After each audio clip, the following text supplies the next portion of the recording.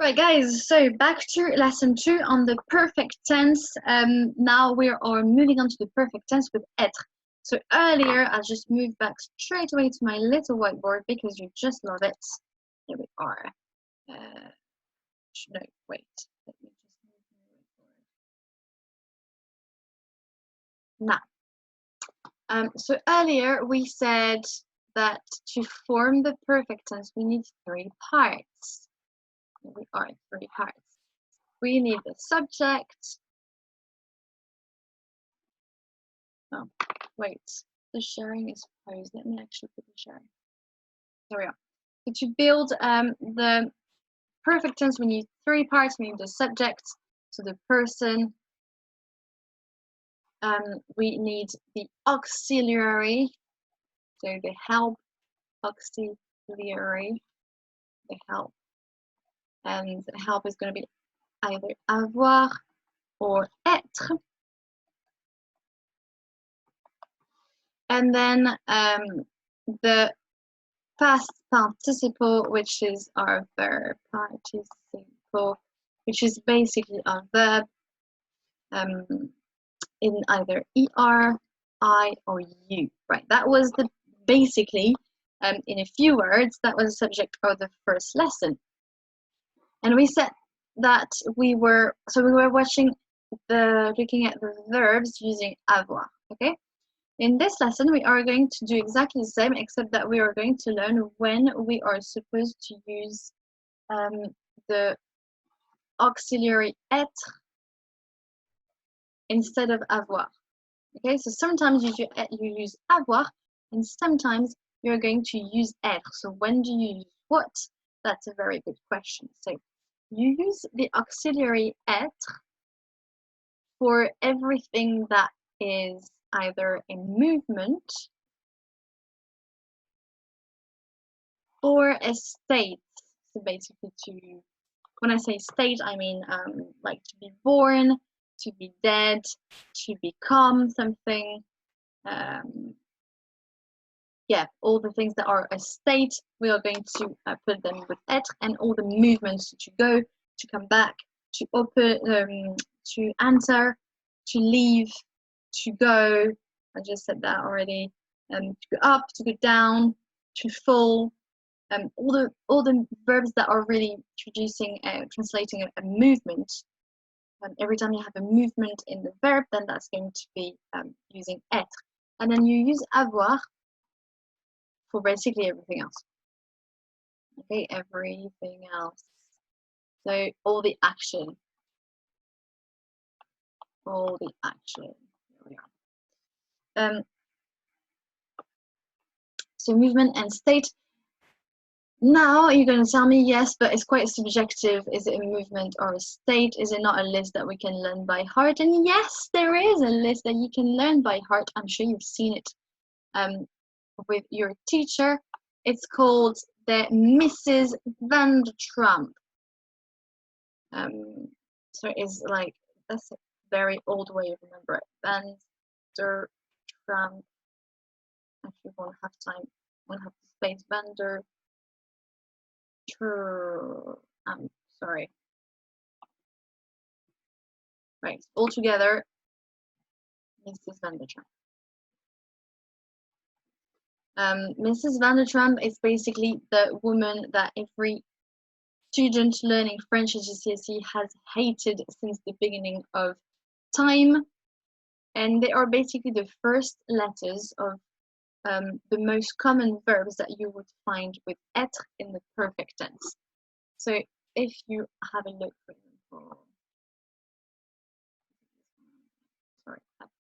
So M for monter, to go up. R for rester, to stay. S for sortir, to go out. V for venir, to come. A for aller. N for naître, to be born. Remember I talked to you about state one. That's sorry, that's really wrong writing. D for devenir, so to become. E for entrer, to enter.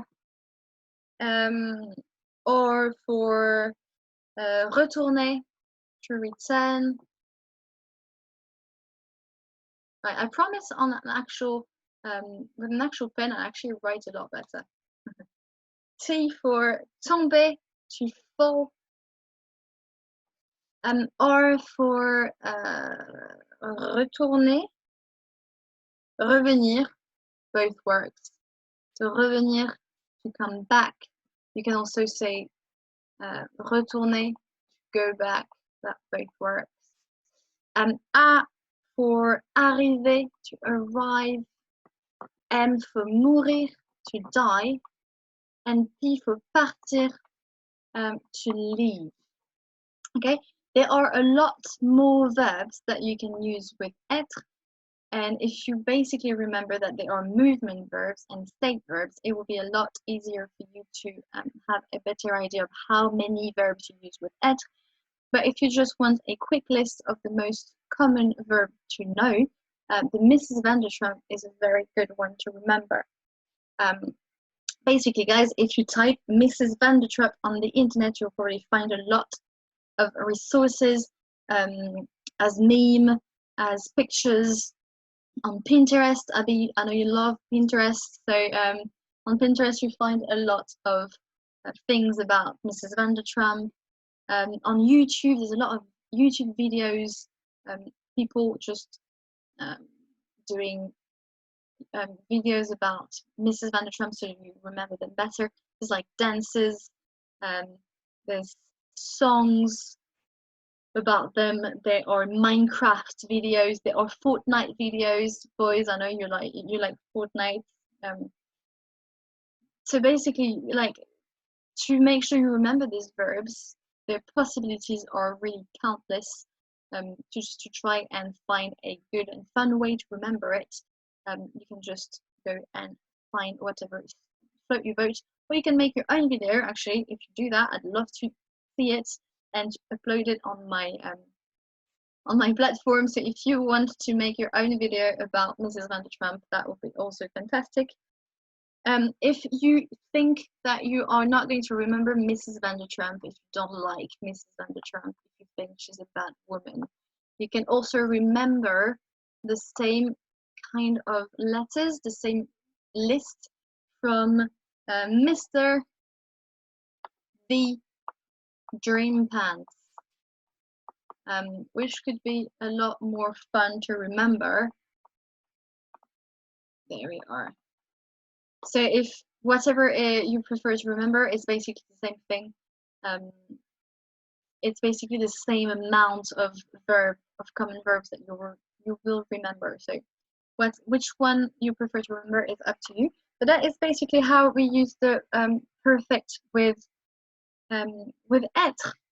So we use avoir for basically all the rest, and we're going to use the auxiliary être for verbs that are in the Mrs. van der Trump. So I'll take you an example. I know we had aller, which is to go. If you say I go, je vais in the present tense. And then if you want to say I go in the past tense, you'll say je. Then your auxiliary, so here the auxiliary, because it's Mrs. van der Trump, is être, so je suis. And then take this, remove the ER, add E accent, je suis allé. There we are. Easy peasy lemon squeezy. And that will be your I have gone, je suis allé. Remember, je vais, present tense. And je suis allé, past tense. And there you are. That's it for me for the past tense with être.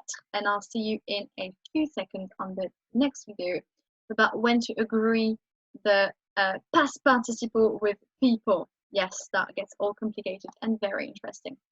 I'll see you guys in a second. See you soon.